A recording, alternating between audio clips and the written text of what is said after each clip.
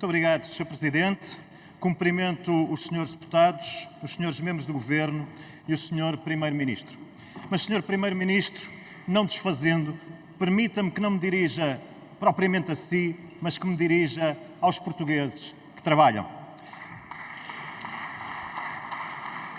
Saúdo, assim, Sr. Primeiro-Ministro, os profissionais liberais e os trabalhadores independentes, os que se endividam para ir atrás do seu sonho, que pedem ao banco, aos familiares para comprar o computador, para comprar o mobiliário, para remodelar o escritório, para comprar a cadeira de dentista, para comprar o plano de faturação, para pagar a formação que lhes permite subir na vida. Saúdo os pequenos comerciantes e empresários que abrem uma porta ao público e que esperam pelos primeiros clientes e que depois, porque os clientes nem sempre aparecem, vão à luta para os conquistar. Saúdo as pequenas empresas que querem crescer, que querem abrir um novo estabelecimento e depois mais um e depois mais outro. Saúdo as médias empresas que querem explorar novos mercados e querem ser grandes. Saúdo as grandes empresas que querem ser ainda maiores.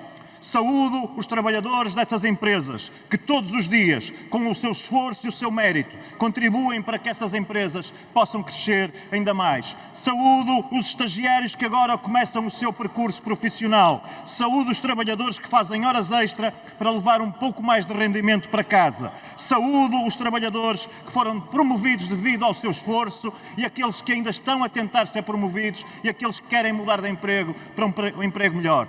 Saúdo todos os que têm 2 empregos, porque um emprego já não é suficiente.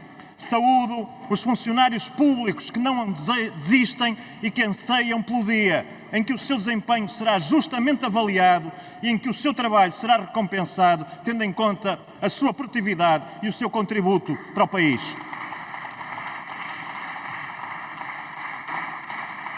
Saúdo o Sr. Primeiro-Ministro, os 71 mil portugueses que emigraram em 2022 e que aqui não foram falados, 46,7% dos quais eram já licenciados. E saúdo também os milhares que já em 2023 foram obrigados a emigrar devido às políticas que o senhor tem adotado. Saúdo os que estudam noite dentro para fazerem uma cadeira ou uma disciplina, para darem mais um passo em direção ao seu futuro. Saúdo os que estudam a tempo inteiro. Saúdam os que fazem part-time enquanto estudam. Saúdo os que se levantam cedo e os que se deitam tarde para dar um futuro melhor aos seus filhos. Saúdo os que nunca sabem a que horas chegam a casa porque os transportes não funcionam. Saúdo o Portugal que quer subir na vida pelo trabalho. Saúdo aqueles que não desistem, que arriscam, que procuram o sucesso, que continuam a lutar apesar das medidas do seu governo. Saúdo aqueles que não se sentem representados por um primeiro-ministro que sobrepõe a mediocridade à excelência, que privilegia o conformismo em detrimento da ambição, que prefere a propaganda à ação, que escolhe o assistencialismo em vez da responsabilidade, que gera o curto prazo enquanto adia o futuro.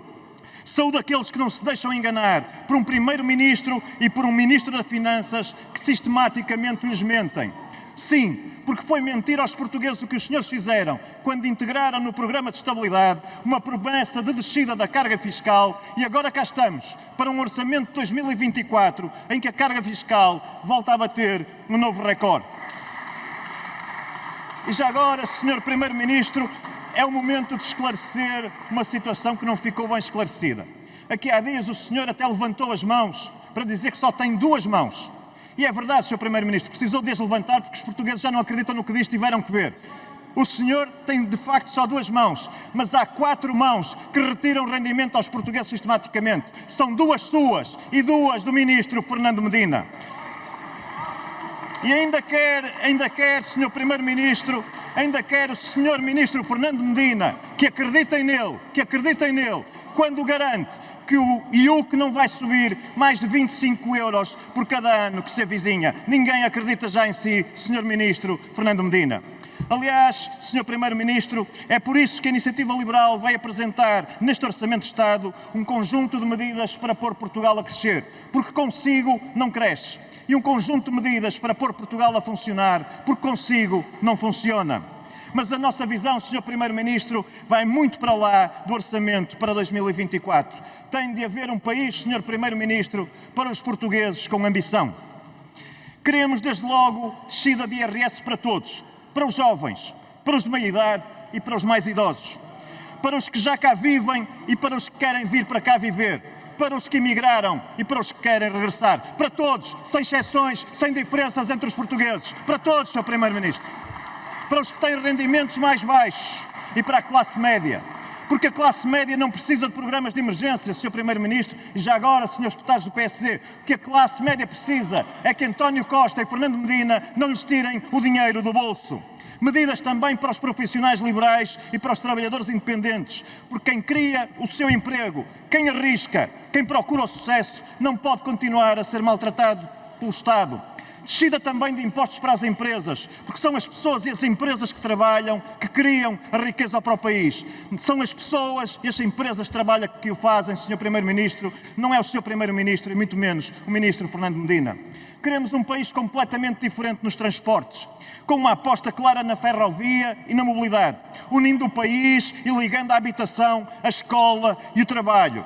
Queremos concorrência nos transportes, seja no momento do concurso, seja no momento da exploração da linha ferroviária ou fluvial. Queremos concessões quando ainda não há concorrência e privatizações quando a concorrência já existe. Queremos um país completamente diferente na saúde, com acesso universal, com acesso para todos, com acesso universal sem custos adicionais, mas em que os utentes decidem se querem um prestador privado, um prestador do setor social ou um prestador público. E não são nem o Sr. Primeiro-Ministro, nem o Ministro Fernando Medina que têm de decidir pelos portugueses onde querem ir para ter tratamento. Queremos um país completamente diferente na educação, com autonomia para as escolas no recrutamento de docentes e no desenvolvimento de programas curriculares, com rigor e com exigência na avaliação, com a frequência da escola a não ser ditada pelo Código Postal, com financiamento por aluno e não por estabelecimento, com contratos de associação sempre que for mais vantajoso para a população, com ensino técnico e profissional revalorizado, com financiamento justo para as instituições do ensino superior em função dos seus resultados.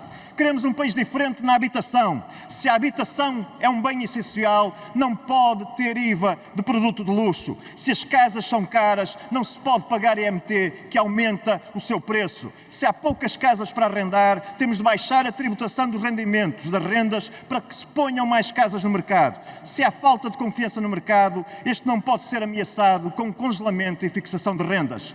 A ação social deve estar a cargo do Estado e não dos proprietários.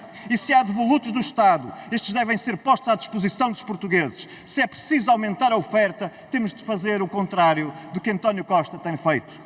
Sr. Primeiro-Ministro, este é o seu 9º orçamento. Já se desculpou com a Troika, com a geringonça, com a pandemia, com a guerra, com a inflação, com as alterações climáticas. Os portugueses estão cansados de desculpas.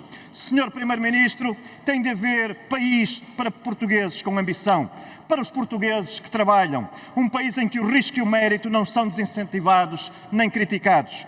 Um país em que o sucesso é celebrado.